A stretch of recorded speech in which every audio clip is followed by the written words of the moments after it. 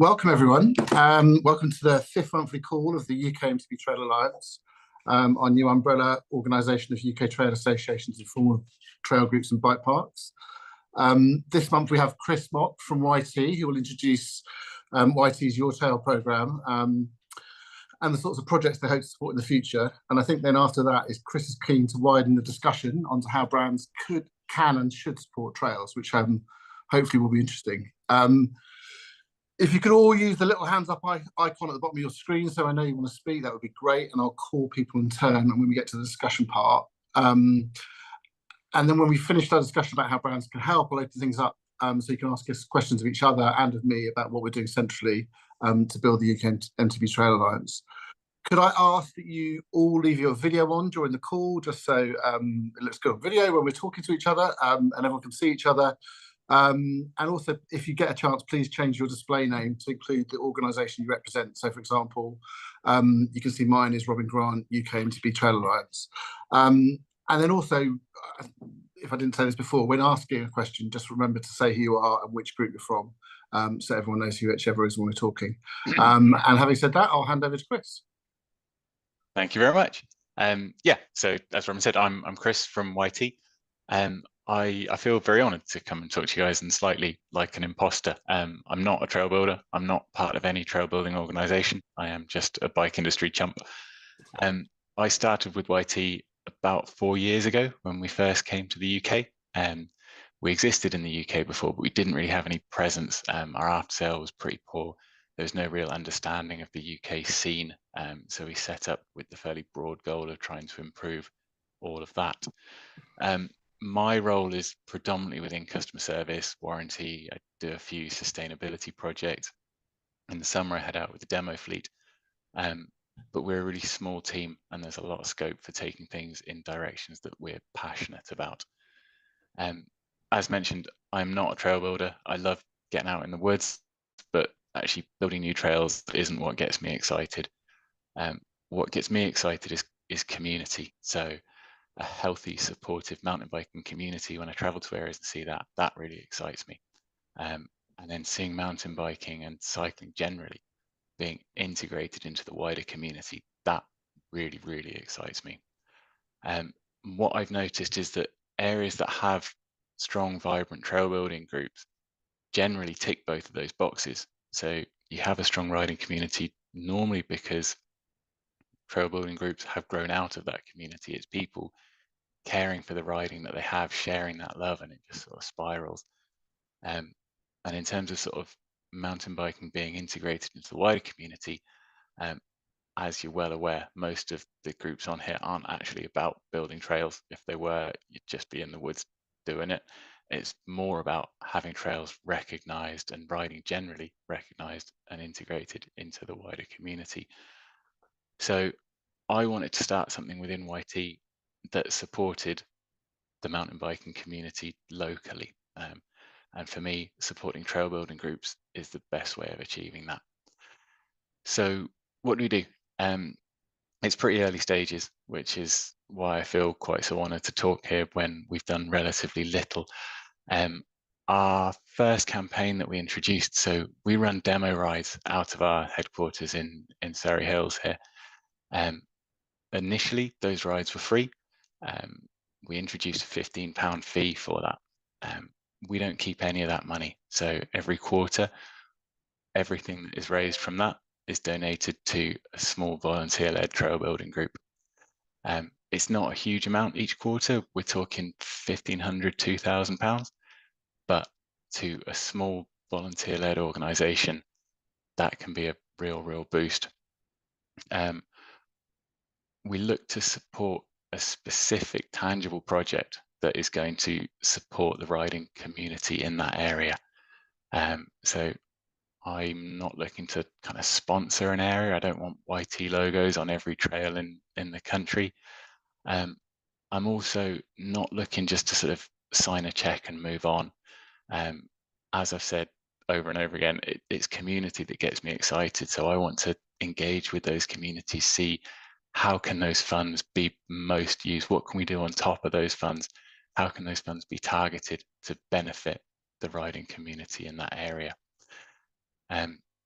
So, for example, first group that we worked with was within the Surrey Hills. It's our local trails. It's a very delicate situation that we've got here in Surrey. There's a lot of sort of underground trail builders and not really any big group. So the first people we went to was land managers and community interest groups, and see what they need from mountain biking to try to get some of these trails recognized a little bit more so that maintenance and building can happen.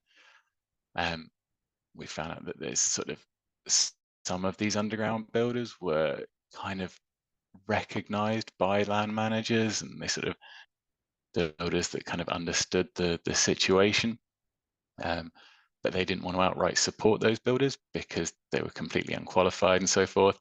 So we funded putting those trail builders through all the qualifications that land managers needed to allow them to build on their land. And now we've actually kind of, it's almost become a trail building organisation, which is pretty great. We've also, there's a jump spot near us, S4P. If you're a bit older, you might know it as Milford. They had a massive revamp, but they needed new signs. They had loads of volunteer labour to rebuild all the jumps. Signs cost money. We paid for those signs. We're in the middle of working with Dean Trail Volunteers at Forest Dean to help fund their new Red Skills area. We worked with Risca Bike Park. They needed some planning to try to get more recognised. We helped fund the planning application, that sort of thing. So a specific project that is being held up through a lack of funds. Where we're going next. So with Risca, when we worked with them, we talked about putting on an event with them to kind of raise the profile of their club, highlight a little bit about what they're trying to do, why they need these funds, raise a little bit more money, and selfishly that we'd shout a little bit about the fact that we'd given them that money. And absolute hats off to Jason from Risca. It snowballed beyond anything we could have ever imagined. There was about 180 people on a Wednesday night in Risca Bike Park from all over South Wales. And then in the pub afterwards, it ended up making about an extra £3,000 on top of what we'd donated initially. And it brought the community together, which is the thing that excites me again. So yeah, where we are now, it's pretty well known that these are not easy times for the bike industry. I know there's the perception amongst some groups that bike brands are these massive piles of money that should be given to trail building and they selfishly hoard it. In reality, most brands have had rounds of redundancies, they've cut race teams, and even with that, they've gone into administration, some of them. So now we're trying to do our day-to-day operations with far fewer staff, let alone kind of passion projects like this. From my perspective, I love helping bring riding communities together. That really, really excites me, and I want to keep doing that. We're still getting people through the door demoing our bikes, so small scale donations, that can keep going. There's less and less staff to help put on events, for example, but I see that they're great, so I'd love to still be involved with them. And equally, I kind of want to keep that relationship going of not just handing over some money and walking away. You know, I would love to be able to continue to work with organizations to help support them directly. So yeah, with that bit of context, I sort of wanted to turn this into a discussion with you guys about kind of what you think the bike industry could and should do to support trail building groups. And yeah, just kind of see what ideas we can come up with.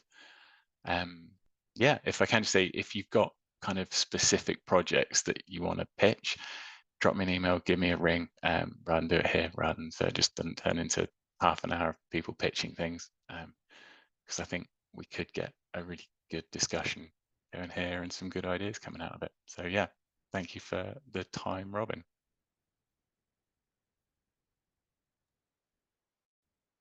So my pleasure, Chris. So as usual, lots of people's hands not up yet.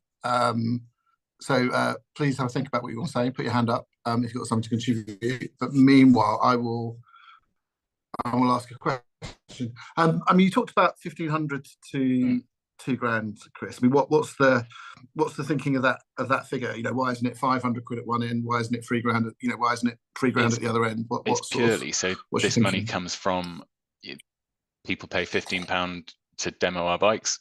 Each quarter we total the amount that has come in from that, and that is the amount that we have to donate.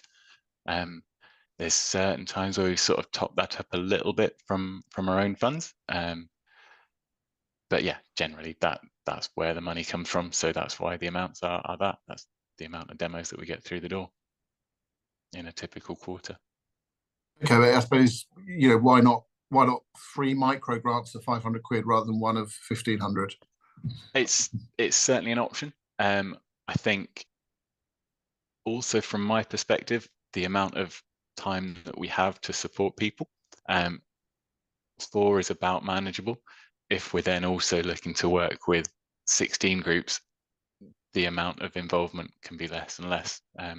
But if people turn around and say, actually, you know what, we've got this project that £500 is holding it up, and yeah, £1,500, £1,000 of it would be almost wasted. Yeah, I'm open to discussions about that. Okay, thank you. It makes sense. Andy, you were first. Yeah, I just thought. Hi, Chris. Hello, Andy. Oh, yeah. I thought I'd talk about the project we've done together and just how useful it's been for us. The skill we did a new skills area with a drops and jumps line that we put in place, working with the coaches around the Forest of Dean. In that case, YT supplied a third of the funds. So DTV, with our table sales and donations, we donated another third, and FE, the landowner, put another third in. So in that kind of situation, it was great to have YT involved, just to make, allow us to get contractors in, to have big machinery in and put in some really cool features that we just would have taken us, we wouldn't have been able to do it with just the volunteers. And we've now sort of gone on since that to do another project, which YT weren't involved in, but that idea of being able to sort of use the brands to pay for some of that sort of heavy lifting that allows us to get so far ahead on some of the trails that we're putting in. And for me, that's where they could be really useful. And we've still got the ride to come, haven't we, Chris? Later this year, where we're going to have a big ride out, and YT will be there, sort of shouting about what they've done, and we'll be trying to get as much of the community riding and using that skills area as a sort of a hub for an event around the forest. Chris, are you going to be promoting that ride out as well? Yeah, us and DTV, and kind of using what we actually learned from how well Jason publicised the event at Risca to take that and copy and paste, because I think we're a bit nervous. We're not going to quite get to the Risca. If it can be half that, it's amazing. Yeah. I'm looking forward to you comparing in the pub afterwards, Andy, as well as Jason did. Joe, you've had your hand up for a while. Yeah. Hi. Joe Atkinson, Wyllie Bike Park and Risca Riders. Hi, Chris. Hello. Hi. So yeah, it was a great event. I was there. I don't know if you remember, but because there was a lot of us there. But yeah, Jason did do a sterling job. So I've sort of taken on the role from Jason of putting our project plan together for Risca Riders. And part of that has been has seen us, or myself, Manon and Kath. I don't know if Kath's on the line from North Wales, on the call tonight from North Wales, but we've met with Welsh Cycling recently to talk about supporting the development of a strategy for supporting grassroots mountain biking across Wales, and part of that is raising funds for putting someone in post to develop that strategy and then obviously implement it and things like that. I just wondered if that was something that YT would consider supporting, you know, just to try and help the grassroots. It doesn't necessarily have to be in Wales, but just, you know, supporting the grassroots. I think we've had a discussion in one of these calls previously which is actually how that call came about, with Welsh cycling, in that a lot of areas, so volunteer trail builders and things, build very technical trails, the type of trails that they want to build, but there aren't a huge amount of accessible grassroots trails are going around, and maybe that's something that YT could also support and look at. Yeah, it's actually interesting that you mentioned that about sort of funding, putting someone in post, because it's sort of ultimately what SRAM have done with, I forget the name of the chap that they have. Dave Evans. That's the one. And that's kind of, yeah, it's one of the big questions. We don't raise enough to fund someone having a full-time job. But if all of these little pockets of brands work together to support that, is that more beneficial than kind of directly supporting a small trail organization? It kind of feels, in terms of the money that we raise and generate, it kind of can't be both. But certainly if that's the sort of thing that is more beneficial, yeah, seeing what SRAM has done has kind of made me think, is that actually the better use of funds? Yeah, the fact that you've gone there straight away is an interesting one. Thanks, Robin. Thanks, Chris. You're still on mute, Robin. Robin, you're on mute. Sorry, you think I've learnt by now. Yeah, it's interesting times. There's a lot going on and lots of different models in play, I suppose. I think you know, as Chris said, the model that you guys use, where you're funding your donations to trail stations from demo days in just one physical location in the entirety of the UK, limits you somewhat, I suppose, in terms of the amount of money you're generating. But before I comment more, I suppose I'll hand over to Ross, who's had his hand up for a while. Thanks, Robin. Appreciate it. Although it says Cycling UK, yes, I do work for Cycling UK, but I also do some supportive work with Trail Collective North Wales as well, based up in here in Snowdonia. Chris, nice to meet you. Heard a lot about you through Emmy Kosh, so it's nice to your name.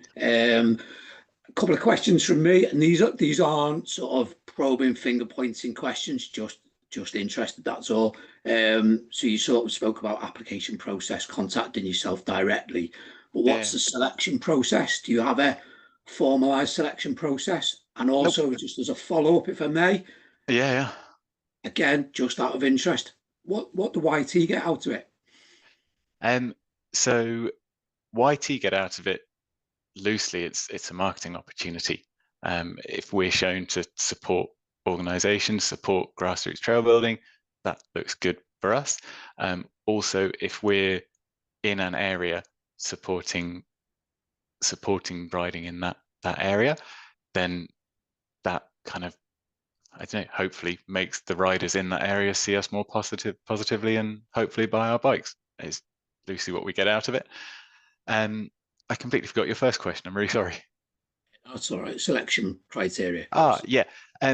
At the moment, it's really, really early days, so it's kind of been word of mouth, and we've, you know, the people that have got in touch with us have, that's been enough of a selection criteria almost. There's been a few times where it's kind of, a couple of people have got in touch with us that are essentially kind of paid for bike parks, and that's not really the sort of avenue that we look to support, you know, in the nicest possible way. That is a business.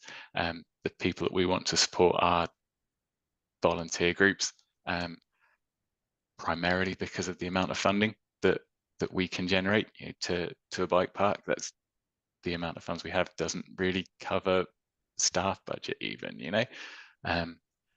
But to a little organisation, it can do a huge amount of work. Hopefully, as the project grows a little bit, we'll have to get a little bit more stringent on selection criteria, but we haven't had to so far. But it's broadly, yeah, where do we think the funds can be of most use to riders in that area or in an area? It might grow after this. I hope so, yeah. We'll have to think about a more strict selection criteria at that point. Hannah, you've had your hand up for a while. Yeah, I don't think Chris Maloney is in this meeting, is he? Peak District MTB and Keeper of the Peak. But he's got a project called the Trail Pot, which they've got their charitable application in, and I think they're waiting to hear back. And it's basically the same kind of scale of projects that you're talking about, same kind of money. I don't know if you're aware of it, and if anybody else here has any more up-to-date knowledge of it, but he was very much looking at very small scale donations funded by both riders and hopefully the industry. So, and spread around the country with some kind of criteria for identifying who should get funds. So there is somebody out there that's already doing, like, yeah, Chris Maloney. And Trail they've got a website. Yeah. Trail Pot, yeah. A Trail Pot. So, I don't know whether, like I say, I think they put an application in to be a registered charity in October, and they should be hearing back about now. Okay. But yeah, there's a framework, a template. Someone's been working on. Time. Yeah, because this is again another. Yes. This is another conversation that sort of goes around in my mind. Is, you know, we've got, realistically, we're not the only sorts of people doing this kind of thing. Specialized have done it for years, Santa Cruz have done it for years, all with a slightly different slant to it, and Fox do it. I know it's that this discussion around what's most beneficial. Is it that everybody works with their own individuals, or is it that it goes into some sort of central funding avenue with all the brands donating to one thing, and that chooses and they discuss where things go to? So I can, if I may, I've spoken to Chris about it at length, so I can say that he was hoping that it would be like you would round up when you buy something in a bike shop, you'd round it up to the nearest 10 quid or the nearest pound or whatever. Yeah, nice. There'd be lots of very small donations, and then it would be mostly small projects that they would fund. But he was hoping that you could kind of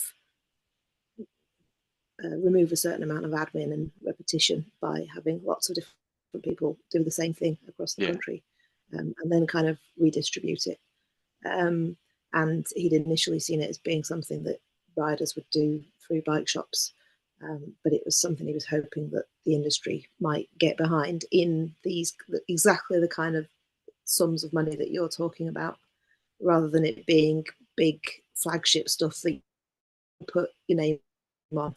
And see your branding on the side of a trail or whatever. So it does sound like there's an overlap, but whether it's been denied the status or they've all run out of energy or something, I don't know. That's all I know. No, I was hoping people here might know more. Yeah, I think they're just genuinely waiting for the Charities Commission to come back and say yay or nay to them being a charity.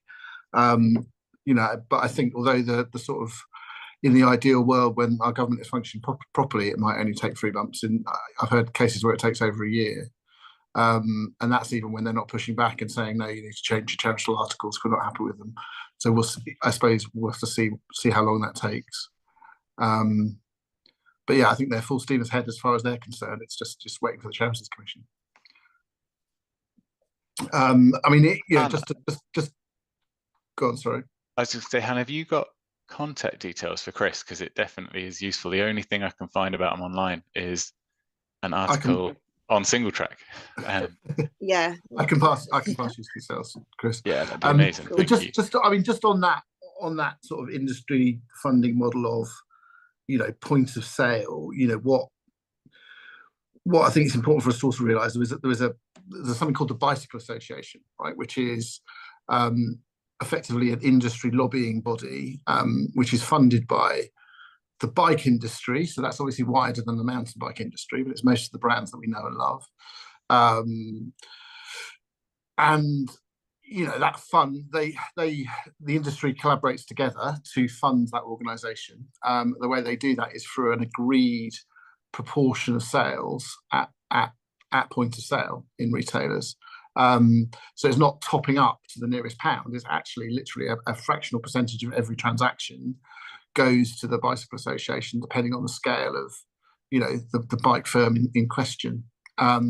And that funds their lobbying activities in Parliament, mostly in terms of trying to persuade the government to create a better environment for the bicycle industry in various ways. You know, I've chatted to them a few times, and then they can go on ongoing conversations with them. You know, the long-term goal from my perspective would be that we get, you know, a proportion of those brands, i.e. the mountain bike relevant ones, to do the same, to contribute some more money on top to fund, you know, all the stuff that we're talking about today. But we're, you know, they certainly don't feel they've got budget, you know, currently within their current framework to spend money on it. It would have to be getting all the brands together to agree, you know, to use that same model, possibly still through the Bicycle Association to put more money in. And I think, you know, like, you know, their current operating environment, like the bike brands that are funding them, is pretty constrained. I think they've had to make people redundant because obviously revenues have gone down, and therefore they've had to do that. So it's not a particularly rosy picture, but I suppose it's an existing model that's an interesting precedent, I suppose. And also, go on, sorry. Go on, that's it. I was just going to say, there's also, given the times that bicycle manufacturers are operating in, that thing of can we fund membership for another organisation becomes a very difficult question at the moment, when it's, you know, that or another member of staff. Totally. Ralph, you've had your hand up for a while. Hi everyone. You'll have to forgive me if I don't make any sense. I'm a bit jet lagged, so it was just a quick question, really. Sorry, I'm from Highwoods. I'm currently doing a master's in urban forestry and recreation. So we're sort of trying to achieve a harmony between urban forest objectives and recreational activities. One of those being mountain biking. So the quick question was, you mentioned you supported a group in Surrey. I'm actually based in Leatherhead. Nice. So I've grown up with Jimmy's Jumps just around the corner. Leatherhead Trails. Anyway, you mentioned the land managers. They wanted the trail builders to have qualifications. Yeah. I was just wondering what those qualifications might be. So for them, it was first aid type qualifications, but then also the do you know Clive Forth from ATB Trail Maintenance? I can pass those details through Robin, or if you get in touch with me, I can pass them straight on to you. I know there's plenty of people on here that have also been on his courses, but yeah, essentially trail maintenance, trail inspection courses with Clive at ATB. I think it is just, I forget what the full name of his organisation is, but yeah, he does a lot of sort of contract work around the Seven Stains and has a framework in for inspection and maintenance and then building as well. I'll put the URL in the YouTube notes because I can't remember exactly what it is. It's ATB.org UK, but I think it's got a hyphen in it somewhere, I think. But yeah, he's great. He comes at it from a very kind of blunt, like building site contract work sort of way. You know, any sort of romance of a day in the woods is gone. This is like, how do you run a building site safely, which is ultimately from a council's perspective what you're doing. And yeah, it's great.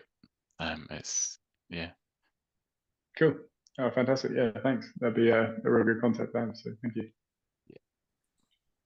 Andy, you've got your hand up, or was that left over from last time?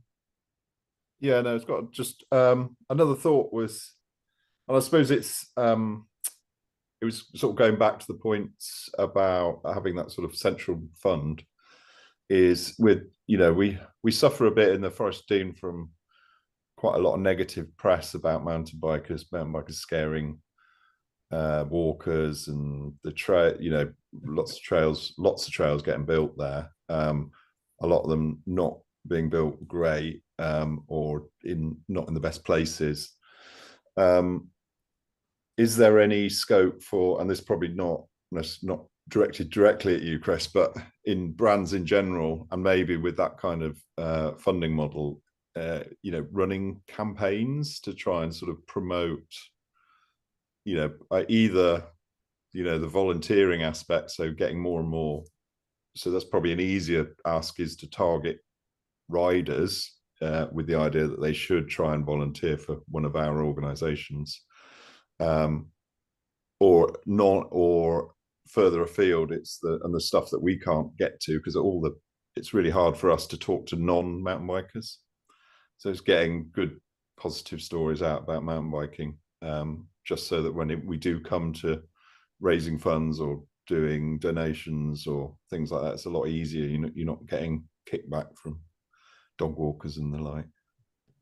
Yeah, so kind of two examples, that one that has been, or two that sort of coming up in Surrey that we've got for exactly countering that, is we're looking to do a similar sort of fundraiser ride out thing with the trail builders at Surrey Hills, and in the pub afterwards we've lined up the ranger for the whole woodland there to come and talk as well, and a big focus of it is on educating riders, you know, of what is the kind of the situation around trail building here. You know, if you want to build trails, these are the people that you go through, and this is why. So kind of coming at it from an educating riders perspective rather than sharing with wider community and hoping that we kind of steer behavior that way, and sort of letting riders know that actually land managers are normally on side if you play by their rules. Like, they recognize the benefit that mountain biking brings, but they also recognize the headache. So if they can minimize headache and maximize use of mountain bikers, they're fully on board with that. In terms of wider community, again, project that we're doing we're not doing, but we're helping to do and being involved in, is projects, you know, using those that kind of pool of volunteers to support projects that have nothing to do with mountain biking. So one of the diggers here is in one of the major car parks. There used to be a real nice, it sounds kind of idyllic, a little kind of pond watery area type thing, like wetland area, that has it's completely fallen by the wayside, state of disrepair, and it doesn't look like a beautiful wetland area anymore. It's using mountain bike volunteers to come and restore that purely for the benefit of the local people. And it's like, wow, mountain biking did that, or mountain bikers did that. Maybe they're not all just horrible people that shout a lot and ruin our countryside. So they're sort of the two that I've seen recently that hopefully do something. Yeah, it's a really good idea. I think, yeah, I'll definitely raise that with DTV, the rest of the committee, because we've been looking at ways of getting positive stories out. And if we had DTV working on something more community focused, there's nothing to do with mountain biking, and purely for everything else, or possibly tangentially related. I mean, I wouldn't be doing my job properly if I didn't mention Trash-Free Trails and their upcoming Earth Day Spring Clean campaign, which we talked about on last month's call. And I don't want to, cover all the stuff we covered on last month's call, but if you didn't see it, the link was in this month's newsletter. I really highly recommend you watch it. And it really did bring home to me, the benefits to trails, in terms of landowner perception, the wider community's perception of trails, the wider community's perception of mountain bikers by doing, what Trash-Free Trails call trail cleans. And obviously there's an upcoming opportunity for us all to do one on the same day, on Earth Day, and it would be really great if as many of you guys took part in that as possible.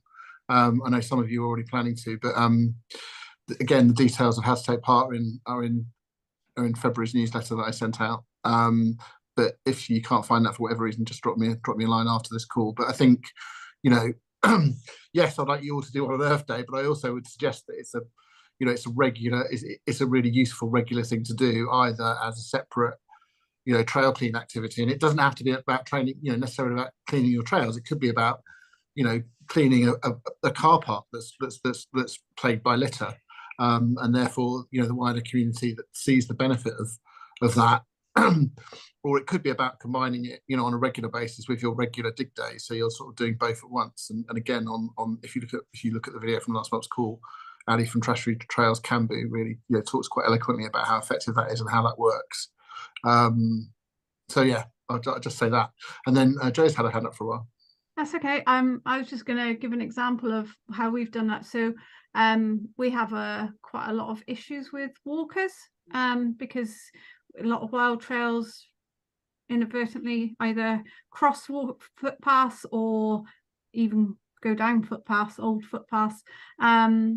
So a couple of years ago, we organised in Wyllie, we organised a community litter pick, and we got everyone involved, all the councillors, walkers, kids, everything, all on a big day, and it just brought all the community together. So just as an example of how that really works. But I was just thinking, you know, what you were just saying about Chris, about like the waterways. Perhaps, I don't know, in other areas, but certainly in Wyllie, we've got a lot of footpaths that have fallen into really bad disrepair. And just building on that issue around, you know, having issues with walkers, is that perhaps if, you know, mountain bikers volunteer to help restore some of those footpaths that have fallen into disarray, you know, and that aren't passable anymore, maybe that's a way of sort of that community cohesion, and for people to see that, or walkers certainly to see that mountain bikers aren't that bad. I've actually recently, through another issue, joined forces with one of the biggest complainers about mountain bikers in the area. She works at the for the local Ramblers group, and she's got a real with mountain bikers because they make her feel so unsafe.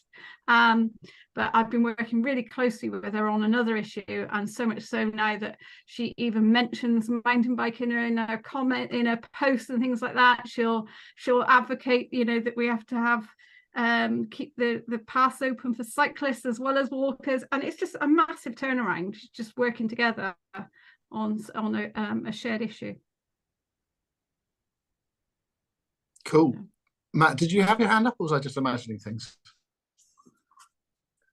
Hello, yeah, Matthew, Ride Mendips. I did, Robin. It kind of like, we kind of covered it. I mean, I really was just sort of saying, following on from what Andy at DTV was saying about, you know, perhaps certainly for us as an organisation, you know, we have access to funds. You know, we are a registered charity, so that gives us access to funds that perhaps other trail groups don't have, you know, and fairly significant funds. So for us, really, it's about, you know, our finite resources, people, not necessarily money. And so, you know, what I would hope to see from the industry is getting riders to understand the importance of trail groups and trail organisation and the work that they do, and how collectively, if they contributed, you know, a very small amount of time each, that would add up to, you know, a lot of hours, which would benefit all kind of trail organisations. So really, for me, it would be about the industry kind of, whilst the money's appreciated, trying to using their ability to kind of market to their customer base the importance of trail organisations, you know, and what we do, and you know, at its most simplest, giving a couple of hours. You know, if every mountain biker in the year gave 1 hour a year, you know, we as trail organisations would have more resource than we knew what to do with all of a sudden. So yeah, for me, I think that's what I'd like to see from the industry. Yeah, and weirdly, that kind of more broad way of doing it is something that I don't know why I hadn't thought of in the past. You know, I definitely have thought about how do you champion a specific group that you're working with, but but yeah, there's no reason it needs to be a specific group. But it's, you know, what we are quite bad as a brand, or brands are quite bad at targeting a specific area, but we're very good at targeting mountain bikers globally, almost. And if you can just champion not a group, but the concept of trail building groups, and leave riders to find their group local to them potentially. Yeah, I would agree. You know, I would agree with that as a concept. And in terms of, you know, funds, if you are coming up with money, and some of the other trail groups may say, hang on a minute, but if you are coming up with money, you know, personally, I would rather see that go into a kind of central organisation, you know, something like the one Robin's running, something like, you know, the number of other organisations I'm sure exist, because they're ultimately providing us with support, you know. And whilst I accept that obviously for some startup trail groups, you know, £500, £1,000 to get their initial insurance sorted, or to get a couple of people sent on a first aid course, may be the difference between them existing and not existing. So that is still very important. You know, trail groups kind of come and go, but the concept of volunteering remains, really. So yeah. Yeah, I mean, it does highlight, I suppose, the inequalities that exist within trail groups, and to be fair, there are an awful lot of bike parks out there that are run on a non-profit basis. In fact, you know, almost half of them probably are non-profit in some sense of the word. Even if they're not registered as a charity, they're a CIC or you know, some sort of community group running those bike parks. And yeah, I mean, you know, obviously we did our membership survey during January. Hopefully we'll get the results out this month. Still quite a lot of work to do to sort of present all the data, but yeah, parts of the survey we have already looked at is, you know, those questions we put about funding, and actually the vast majority of trail associations and bike parks, and in fact formal trail groups, have never raised any money, you know, well, almost 2/3. And then if you look at the next sort of 25%, again, we're talking about somewhere between £0 and £2,000, you know, which, you know, the vast majority of trail groups are really, you know, operating on fumes, basically. And although, you know, as we talked about, some of the costs are relatively low. A first aid course doesn't cost that much in the grand scheme of things. If you've got no money, you know, it's quite a big barrier. And I could use, there's lots of examples of small amounts of money that would be useful for trail associations to spend. But yet there are some, you know, that have quite a lot for whatever reason. And you know, one of the reasons that Matt and Ride Mendips have got access to a reasonable amount of money is not just because they're a registered charity, but also because they're in the catchment area of a nuclear power station that has a community fund that they need to give back to that local community. So, you know, but again, in Wales, you know, there are plenty of trails that are in areas where there are wind farms with similar, you know, community funds that they have to give back to the community. In fact, Breakfast CC, who have taken on maintenance of the official trails at Breakfast. Sorry, that's my husky in the background. I apologise, guys. I've just got some money from that community fund to fund a welfare truck. So quite a significant amount of money. But yeah, I suppose for me, it's how do we try and even that out? How do we? And also, I think there's, yeah, for me, it would be about lots of 500 quids, possibly even lots of 250 quids might do more good overall than, you know, one large donation of £5 grand to one trail association. If that makes sense. Someone put their hand up. I'm just going to let the dog out.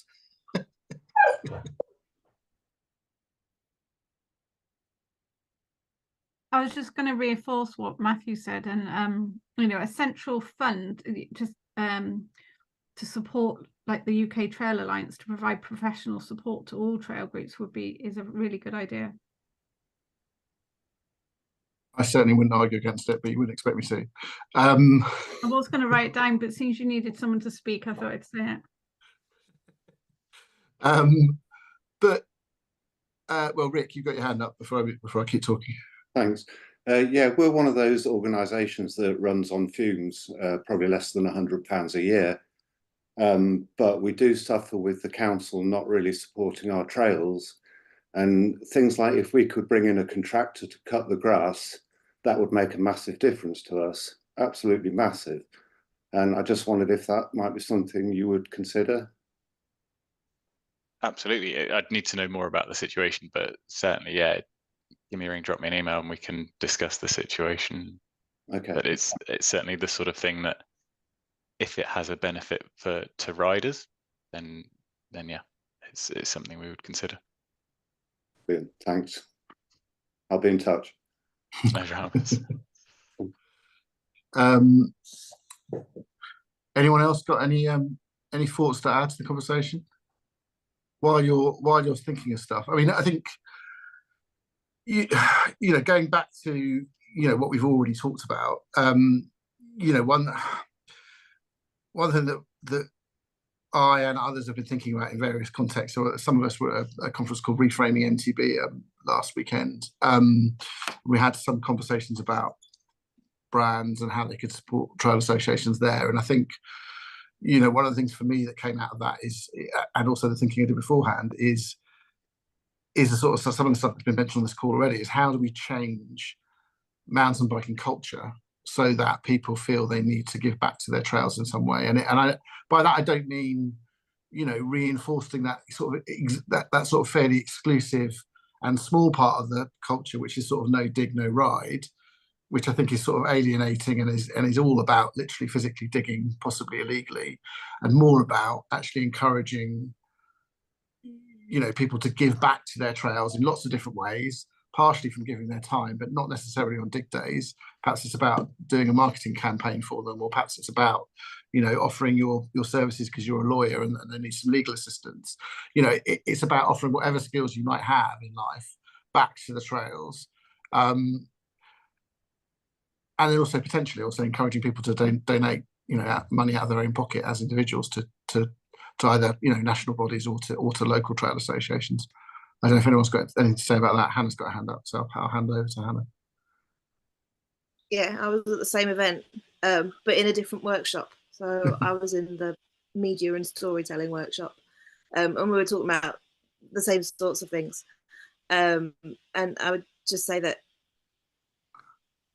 talking about trail advocacy, trail maintenance, trail building, any of that stuff is not a story that comes out of brands and through the media, as far as I can tell. In my experience, anything about advocacy like that is being done really on some sort of voluntary basis.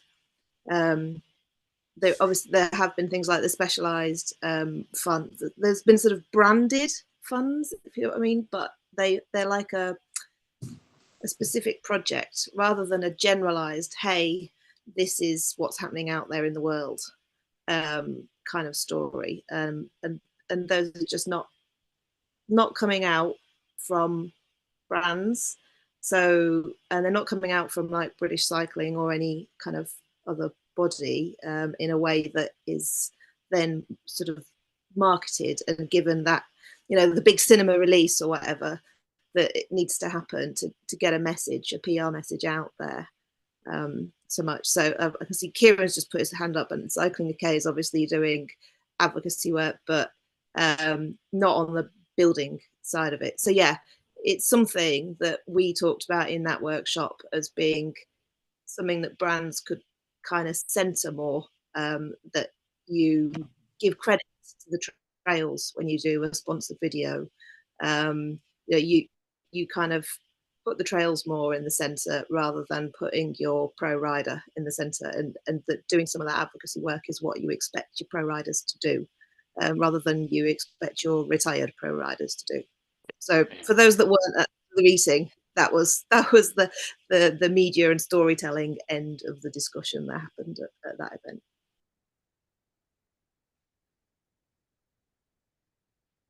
Chris, you coming back or? I'm scribbling down some notes, and I'm trying to think in my head about how you, because you've also got one to. thing, I mean, again, in the workshop that Andy and I were in, we said something similar actually. One of the things we came up with, and this may be cheesy and maybe not be practical, but should there be credits at the end of every video?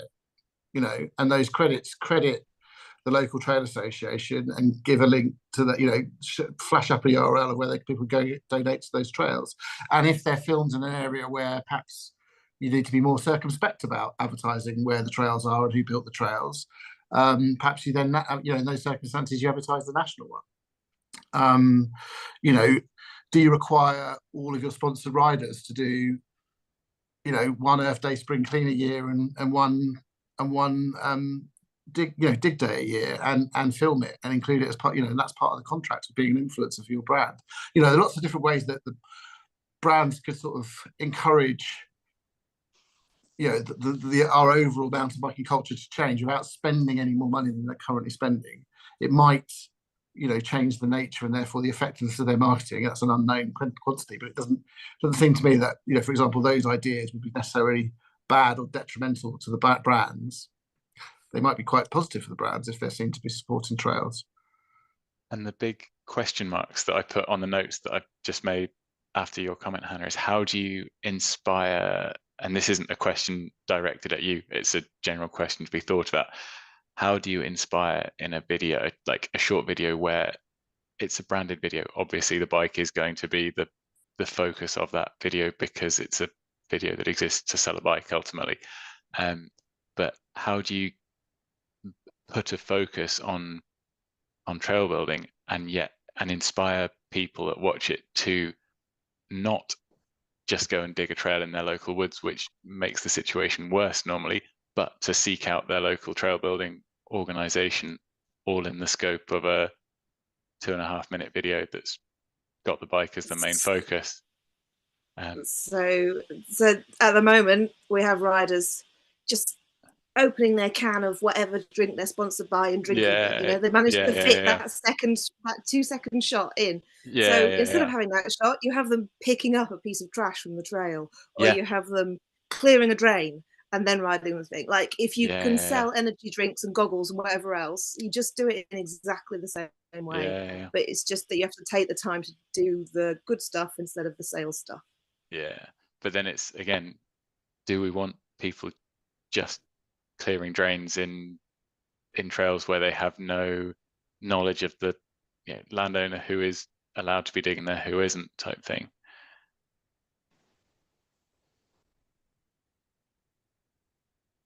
It's a good question. Perhaps we should think about that. Before I move on to people who've got their hands up, Andy, you had your hand up earlier, but I don't know if the conversation moved on or. Yeah, it's moved. It's fine. There's more people talking. So. All right, cool. Ross, Ross, you've had your hand up for a while. Others can go first if they want, or if they're happy for me to jump in, because it was kind of off the back of that last bit of conversation, but happy to step aside. Go ahead. I mean, maybe that Zoom is misinforming of who had their hands up first, but it says it's you. Yeah, no problem. Within our Trail Collective North Wales group chat during the week, we've had that exact conversation around a nervousness from riders wanting to kick open a drain just to drain a puddle or trim back an overhanging branch, that they'll quite happily get in touch with elements of ourselves to say, flag the drain, fill in with water, can somebody go and empty it out? Whereas they're sessioning a track and won't stop to just kick that drain through and drain that puddle. So it's understanding why people have got a reluctance to do this, and want, is it laziness and they just want to ride their bike and they kick the problem onto somebody else who tends to wear a hat around that subject matter, or is there a nervousness of, I don't know what I'm doing? There's a lot of legality around trail building, trail maintenance, advocacy work, land ownership. So I think there's a piece of work that probably needs doing around that before. I think what Hannah's saying is a great idea, and it's a real good avenue for us to get that message out. But just giving people a confidence and knowledge around what they can and can't do and where they shouldn't do it, direct them to the right people. Anyway, I'll pass on to, I think Tony, were you next on my screen? I'm not sure, or Robin, back to you. Go Tony. Thanks, Robin. Good evening, everybody. I'm Tony Skirrow from Ride Northampton. Just taking you back to your comment about no dig, no ride. I can't take credit for this. It was Sam Bowl from Rowgate put me onto it, and he said you can look at that lots of different ways. And I think what Chris and YT are doing is they're digging their hand in the pocket so that people can ride their bikes. And I think that, talking of reframe, we could reframe no dig, no ride to mean many things. And it's not just that exclusivity of, if you haven't put a spade in this ground, you can't ride on it. It's, if we don't put a spade in the ground and clear that drain, nobody can ride it. Yeah, and if you don't dig your hands in your pockets to contribute financially as well, yeah, and I can see that.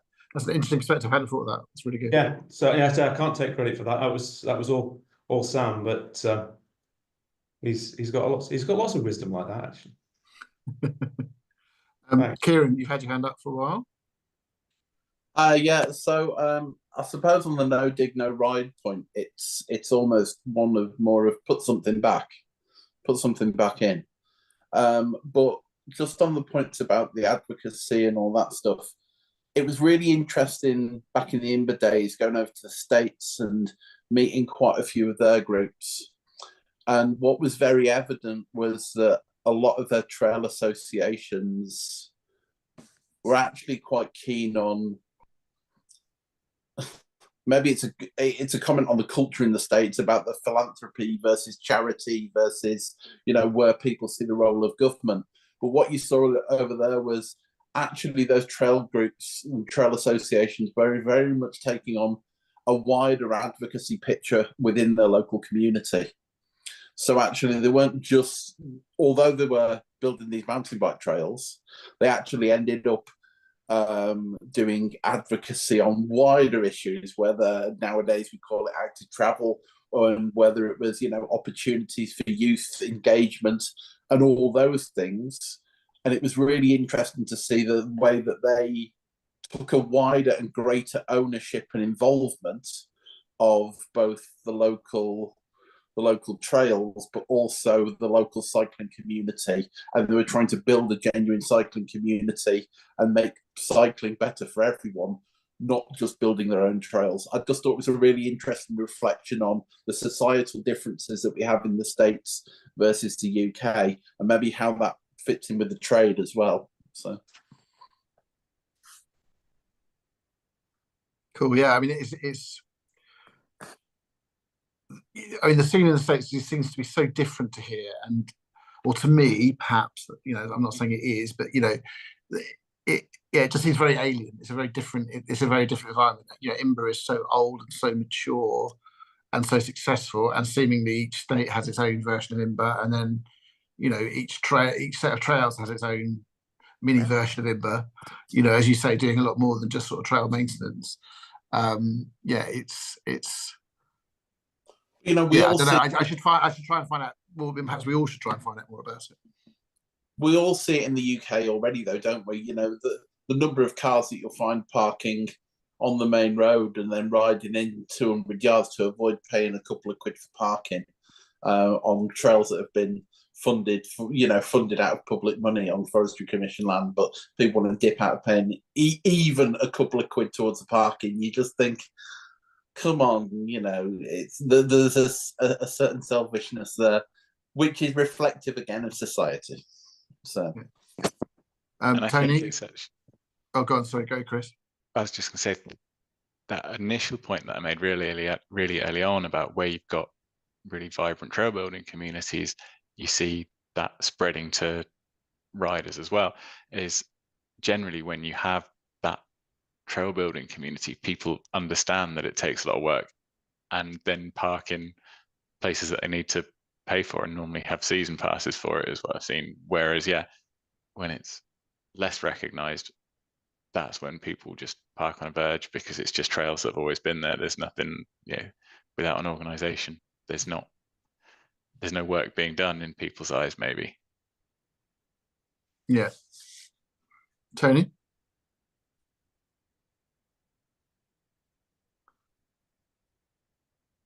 Oh, you're on mute still. I'd left my hand up from previously, I think, Robin. Okay, got you. James, then. Yeah, hi everybody. James from Tilgate, St Leonard's down south. I would like to go back to the sort of influencers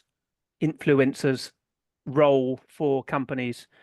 Some of the guys that I follow quite often go off to do trail building days or coaching and schooling with local clubs. I'm thinking people like Jeff Kendall-Weed. Also, Mark Matthews does very good trail building videos, but most of the time he splits it half between building and half between riding. So he will have very good footage because of where he's based of his riding. He's also a very good rider. It seems to be certainly a lot of our local riders that down in the south are more into just building the biggest, best, newest, most high fancy feature they can in a secret location. Wondered if there was a way they could start to include, the creation of the pond that you were talking about in the Surrey Hills, or going on I've seen in the chat, marshalling for other events for other people who use the arena, and actually make videos of that as well as all their great riding. Yeah, I think that's an interesting one that you've mentioned, kind of influencers, understanding that you wouldn't ask your racers to do that in the middle of the season, but brands do support kind of influencer athletes, and yeah, those sorts of people potentially could be leveraged far more to be at events like that and try to highlight it in videos while still getting clicks and views, which is ultimately what they need to do to keep themselves in a job. Yeah, I think the influencers probably have quite a big impact on the general riding, users. I think the racers have I wouldn't say a niche market, but if you're into the racing and following the racing, you will follow that. But if you're a little bit more down to earth and you just want to go ride, people who are showing videos of places you want to go and ride yourself, are your go-to to look for.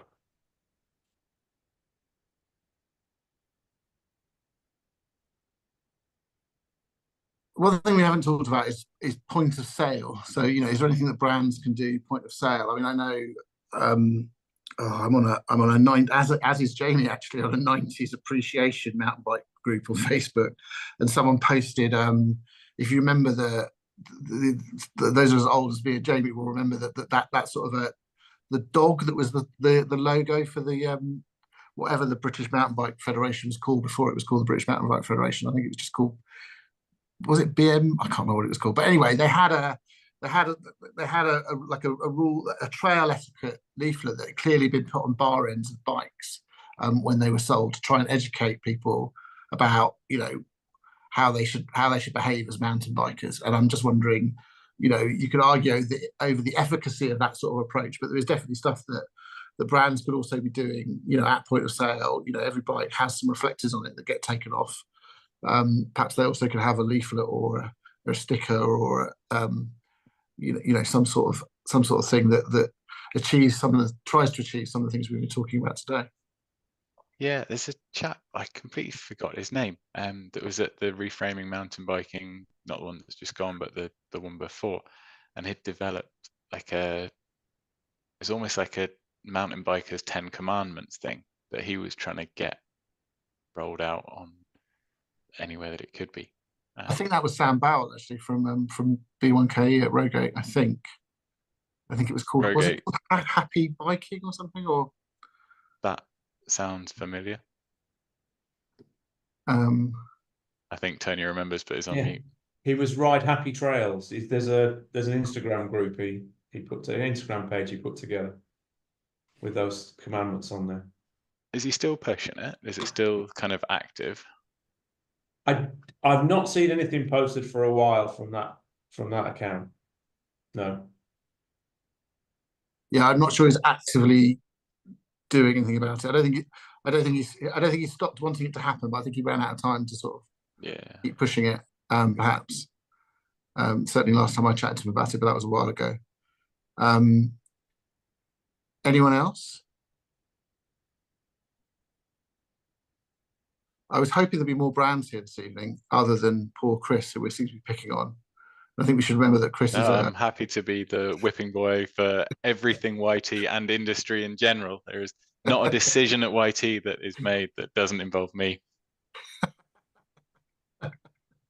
It seems right. It seems a bit unfair because obviously you're the one that's made YT actually start giving money to trail. So I feel sorry for you. The conversation hasn't necessarily gone in that direction, but I feel like perhaps we're giving you a harder time than you deserve. Zoe, you've got your hand up. Hi. I just want to say actually a big thank you to YT for the ladies' ride on the weekend. We were there on Friday night at the mill to meet Sammy, Wyllie, and I know Emmy. And it was a great event and really just so inspiring for people like my daughter who rides, her friends who all ride MTB, who are all local. And then on Saturday, there was an organised women's ride with Wyllie, Sammy and Emmy in the Surrey Hills, which is phenomenal. We've never had a women's group that large. There were nearly, I don't know, there were over 50 people involved. There's lots of media. I can't wait to see more of the stuff come out. And yeah, just to really say that YT are really doing an amazing job here in the Surrey Hills of getting involved in the communities. We've been involved as part of Girls Alive. We've done demo days out from the mill. Loads of our riders were there on Saturday, trying some bikes out as well. My son happens to have a YT. But yeah, obviously the Surrey Hills kind of trail situation is extremely challenging and unlike anywhere else. There is no formal agreements, particularly there's no authorised trails currently. We have a loose working group, which is involving the land managers and various different people, which is something that both Tony and myself go to, and Robin. But it's something where we are missing a big bit of the puzzle, and part of that may well be a trail association because of the lack of formalised process, I suppose. It's very difficult for people. You see it all the time on the Facebook group. People are posting all the time going, oh, I'd love to get involved in a dig. I'd love to help put back. And so, yeah, you can donate to the Hurtwood, but donating to the Hurtwood or friends of the Hurtwood doesn't necessarily go into just trails or mountain biking. So it does give into the wider Hurtwood community. Whereas if we did have a trail association locally, obviously we would be able to lobby and get funds and potentially have some of that money. And something that also has happened locally is obviously the Hurtwood Enduro. It was the first time it was run last summer. And part of that, when you go for your race entry, you could click a button to donate to some tree building. And then there was a community organised day after the race to build the hedges and trees, put the trees in place. And again, that was something that those that are involved in the Hurtwood Enduro, it's very much to show the community what mountain bikers can be like, and to try and give back to the community in some way. And the group that is running the Hurtwood Enduro is a CIC. So I guess there's scope to work within that the group of people to formalise in some way the trail association. But it's, yeah, as you said, Chris, it's not easy here in the Surrey Hills, and it's great that you are dipping your toe in a bit with the trail builders, because they do tend to like to remain anonymous. But something that I've said that would be great to do would be a dig day, or just even if it's just clearing some bits on trails. Like not everyone needs to be trained, not everyone needs to be formalised, and I think people do want to give back, and when we don't have any form of a structure with a lack of a trail association, that makes that really hard, because a lot of those people want to stay anonymous. They don't want to admit to building the trails, even though they're sort of authorised by Mark the Ranger, because of the risk of liability, because there is no, there's nothing here that's sort of allowed. And obviously we've lost some massive jumps that got built last week. They were knocked down on Wednesday. And again, if we had a formalised trail association, that process might have been a whole different. But yeah, I think it could have been very different. So it could have been different. Trying to stop that happening, but we we got there too late, unfortunately. Yeah, I mean, because so had we much of been it involved, is months, because it's all going behind closed doors. Yeah. It's oh, so and so spoke to so and so, and there's nothing that's open and accountable fundamentally, with a lack of a trail association. Now, I'm not saying that having a trail association is necessarily all going to be positive, and I don't know how we would make it work in Surrey because it's very complicated. But having been at the reframing event, it shows that it can be done. You know, chatting to some of the other people involved in trail associations was really, really good, and being involved in these tools. Yeah, but I just wanted to say thank you to YT, because they have done a huge amount in our local community for mountain biking and wider. You know, Adam's been involved, in the trail building. You often see him out sort of helping, and that's working cross brand, because also other brands are local here as well. So yeah, I think there was a lot more scope here in the Surrey Hills. And but yeah, thank you, Chris. One thing I would say, and Zoe's going to hate me for saying this, but I would encourage Chris. Obviously you guys need to be putting back into the Surrey Hills because it's your local trails. And I totally get that, but those trail builders have got access to lots of money. They did that GoFundMe campaign for tools and got like almost 10 grand in a matter of days. That's a very different situation. For example, to Ride Sheffield and trying to raise funds for that trail, they're trying to revamp and have got about 600 quid in 2 weeks. So yeah, I would, although you need to give back to those trails, I'd ask you to perhaps save the money for trail associations that need it more. I was very quickly going to say to Zoe, firstly, thank you, but also, like, at risk of going slightly niche on a specific subject of Surrey Hills,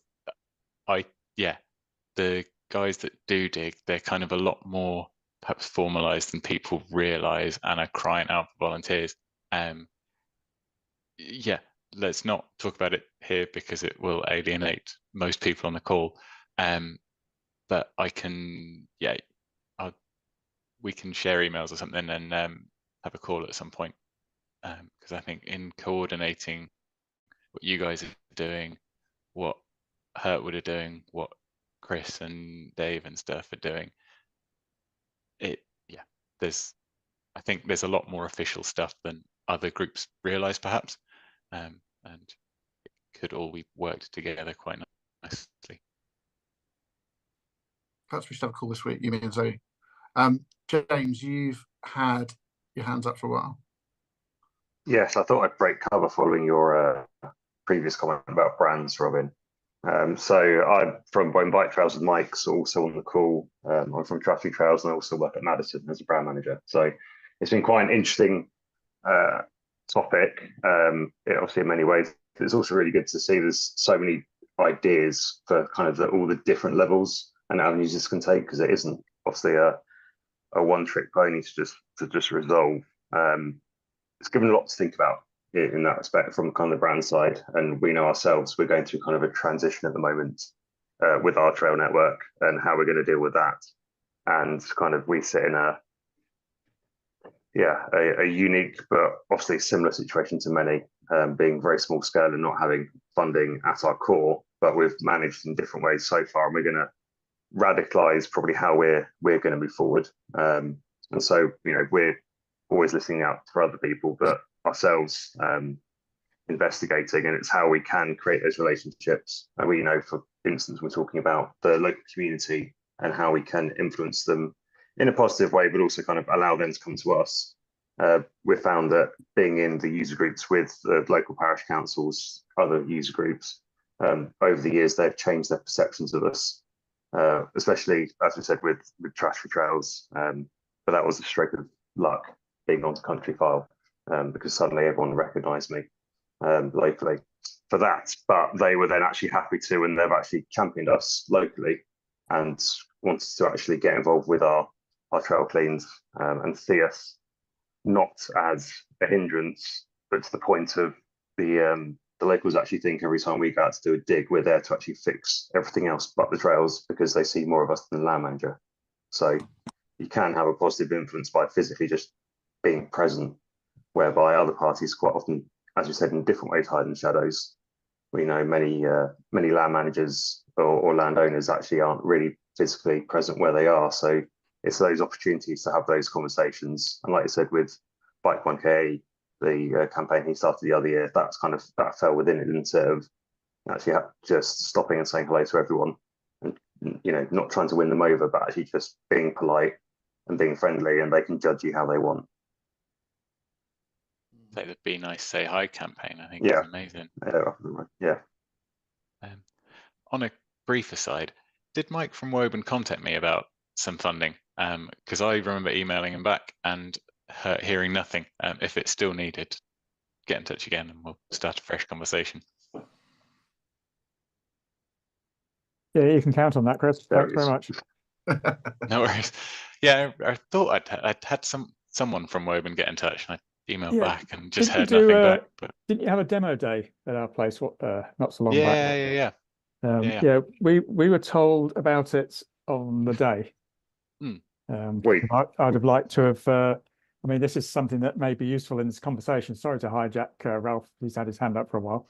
But whenever you have a demo day, I think it should be a policy that you have the local trail builders have a little stand there, because we happen to have a dig day at the same time, and we just sat near to your guys, chatting to all the demo riders, some from local, some not, and it didn't get us any more volunteers, but it just raises the presence, doesn't it? It sort of raises your profile, and like James says, the more we're seen there, the more that the non-riders seem to appreciate what we're doing.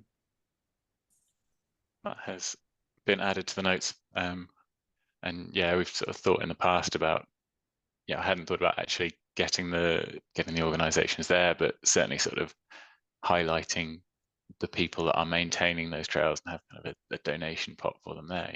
Your demo would not be possible without these trails, but equally there's no reason why trail organisations can't be there as a presence.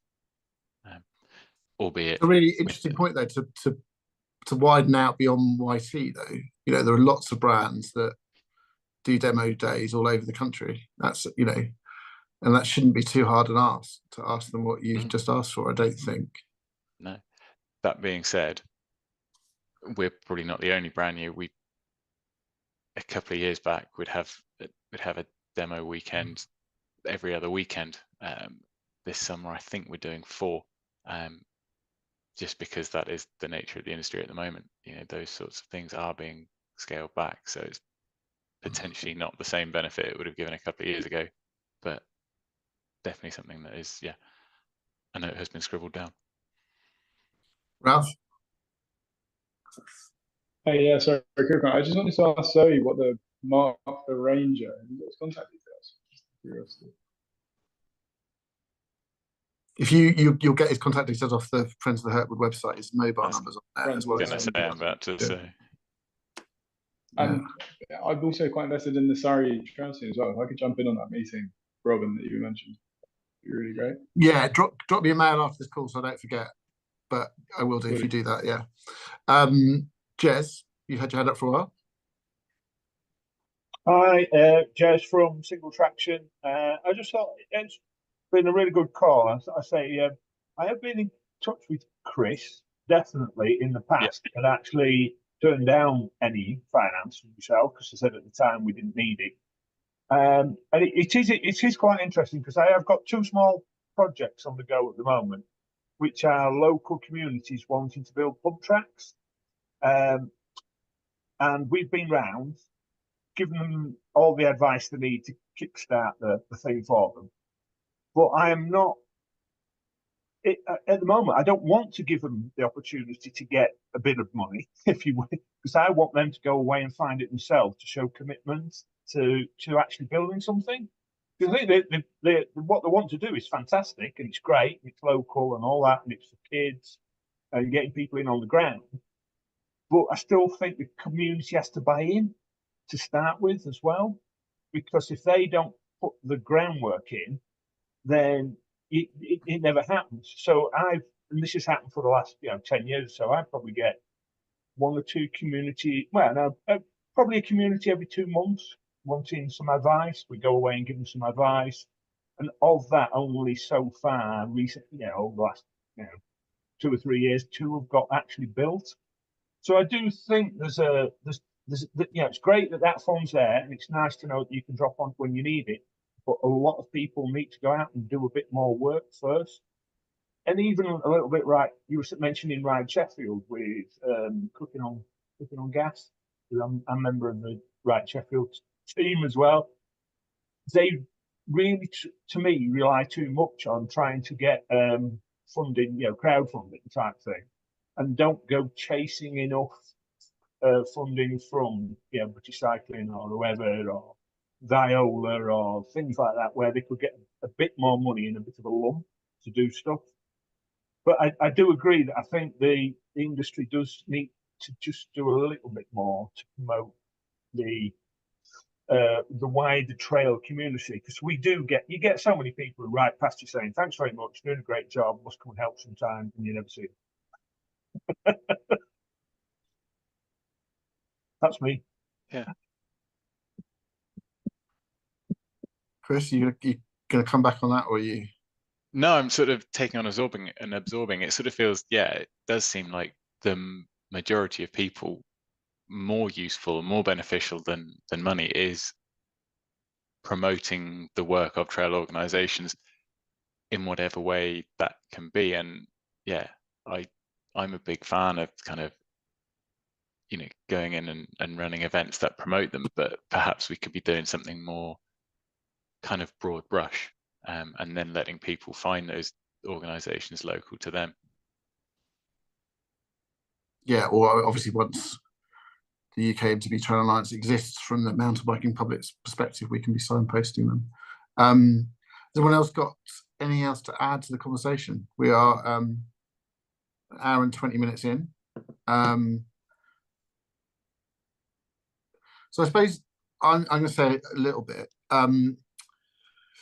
Just on Jez's point, and I think Jez is right, in terms of community groups wanting to set up pump tracks from scratch and having no sort of evidence that they're actually going to, spend that money wisely or actually get community support for it is one thing. But going back to the UK MTB Trail Alliance's member base, 100 plus trail associations, informal trail groups, bike parks of various descriptions, including charity run ones. I really do. I feel quite strongly that there is, there's a real need for funding as well as volunteer time, which is a separate but related issue for those groups. And I think, giving lots of them small amounts of money, as I said, would probably be more effective than giving some of them large amounts of money. How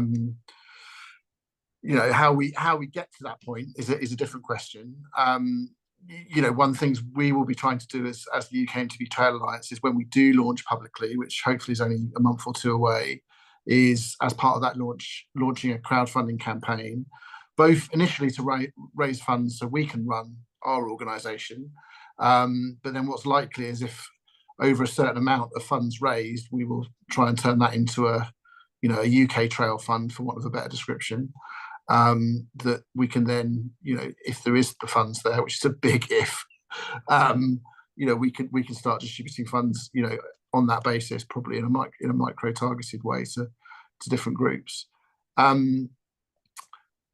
Silas, you got your hand up. Hi, Silas here from the Raasay Trail Collective.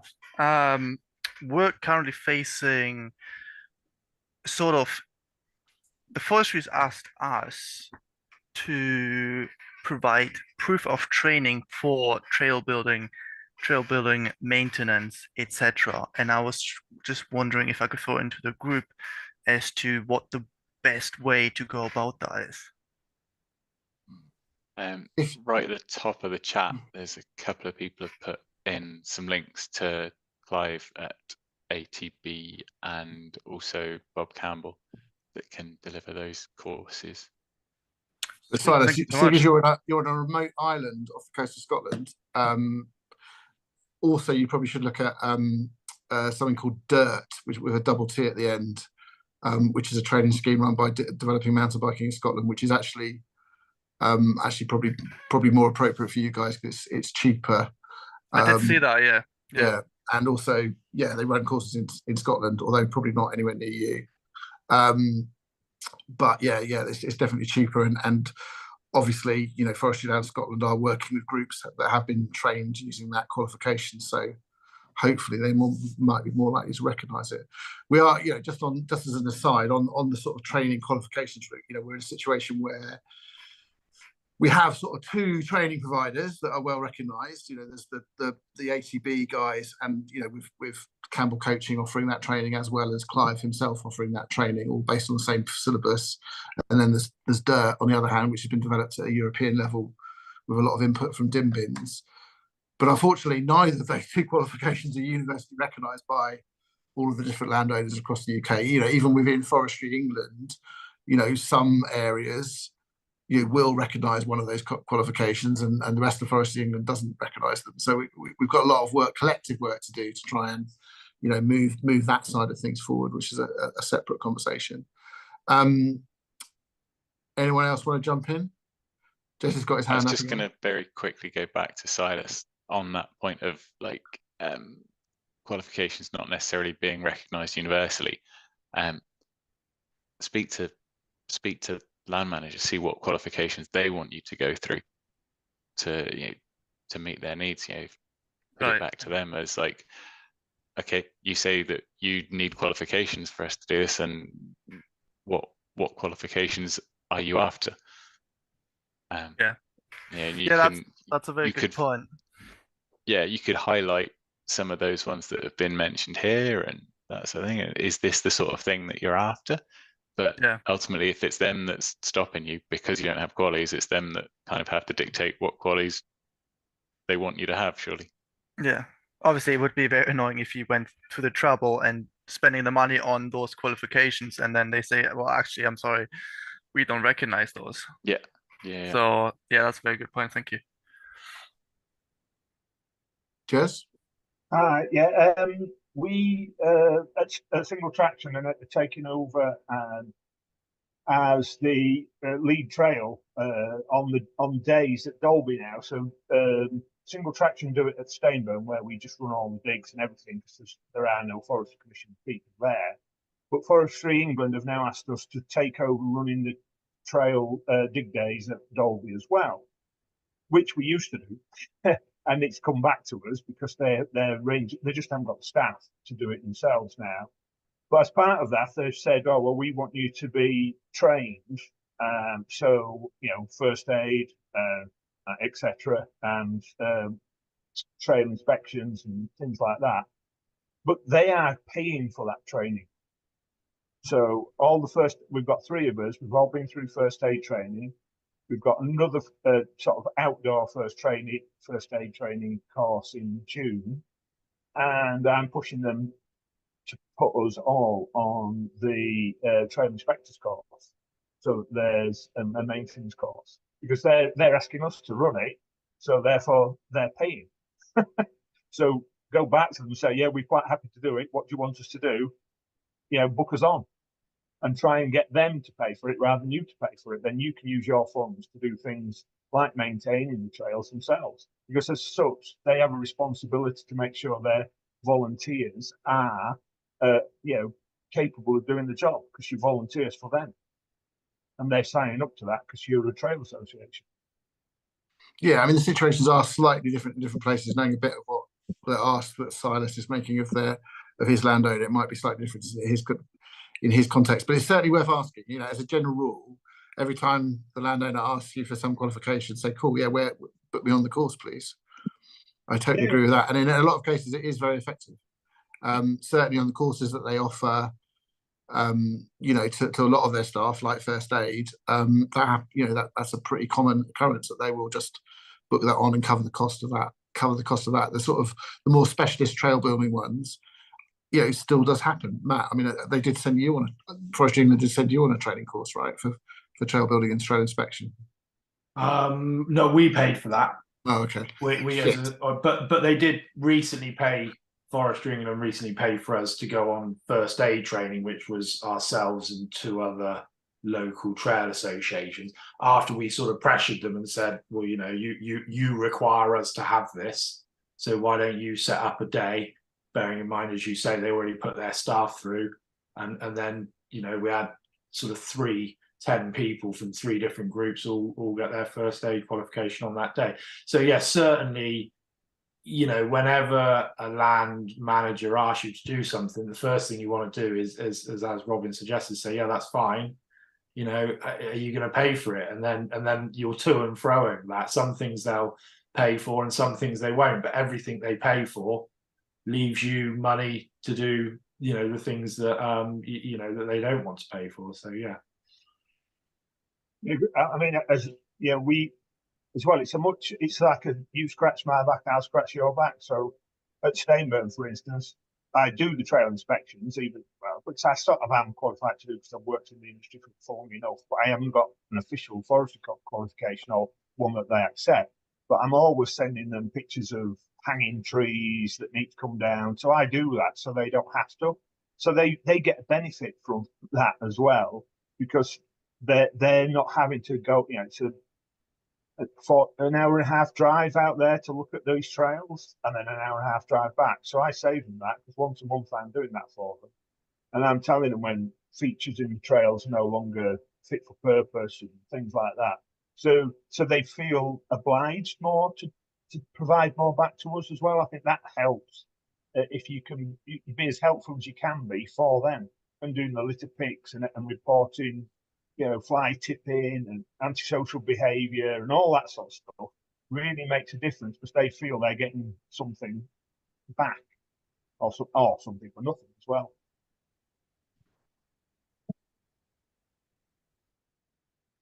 Cool.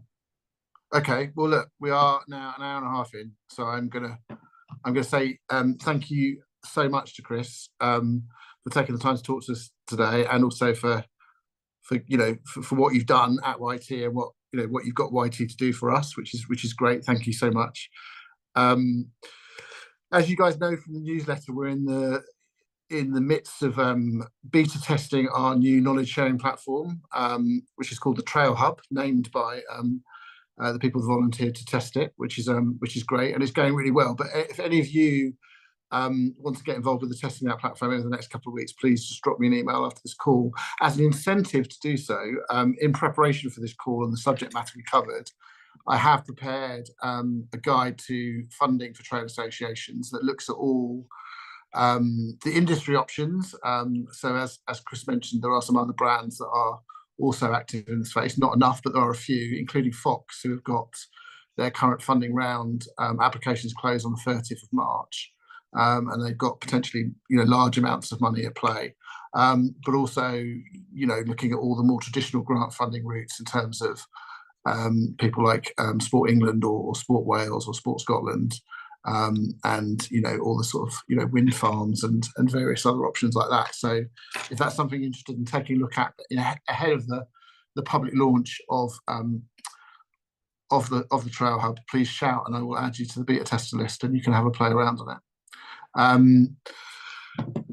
That though, I think is it. As I mentioned, we are hoping to launch publicly fairly soon. Probably not before the next call, but really, as I said, sometime in the next couple of months. As part of that, we will be launching a crowdfunding campaign where I'll be asking you guys personally, but also asking you guys to ask other people that to donate, because we do need money to set up and run the UK MTB Trail Alliance. And as I said, if we raise over a certain amount, we'll try and turn that into a UK Trail Fund to try and give some of that money back to trail associations as well. So bear that in mind when that comes up, that I've made this ask of you.